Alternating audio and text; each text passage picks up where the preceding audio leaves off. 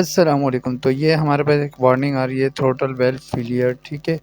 तो ये मैं आपको दिखा देता हूँ, ये आप देख सकते हैं थ्रोटल वेल्व फेलियर। तो ये क्या है कि हमारा जो एक्चुएटर है वो बिल्कुल भी ठीक नहीं है। जैसे ही ये हमारे पास थ्रोटल वेल्व फेलियर आ रहा था तो हमारा जो लोड था वो 100 किलोवाट या 50 किलोवाट से ऊपर नहीं जा रहा था, ठीक है।